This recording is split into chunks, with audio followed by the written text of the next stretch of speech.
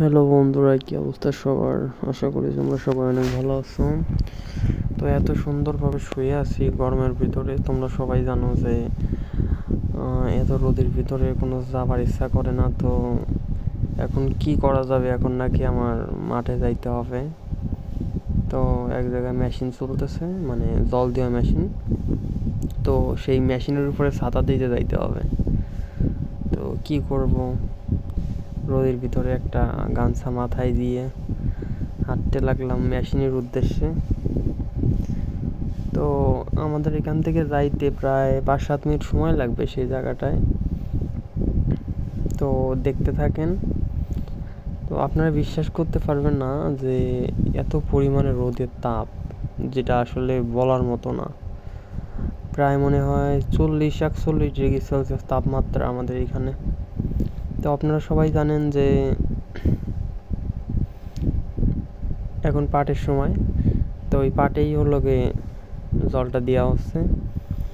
তো কি পরিমাণ রোদ এটা অনুভব করতে পারছেন আপনারা। ক্যামেরায় যেটুকু দেখানো যাচ্ছে আমি সম্ভব হচ্ছে ততটুকু দেখাচ্ছি। তো প্রায় চলে যাচ্ছি মেশিনের কাছে, ওই যে সামনেই মেশিনটা চলতেছে।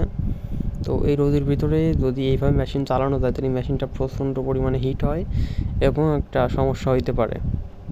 তো বাড়ি থেকে তাড়াহুড়ো করে আসার সময় যেটা বাঁধবো কি দিয়ে সে দড়ি আনতে ভুলে গেছি। তো এখানে একটা টিউ ছিল, তা টিউ আপনারা চেনেন, সাইকেলের যে টিউ থাকে ওইটা। তো ওইটা দিয়ে আমি বাঁধতেছিলাম ছাতাটা। তো যেখানে আসলে বসাইলে ওখানে রোদ পড়বে না তেমন একটা জায়গায় বসাইলাম।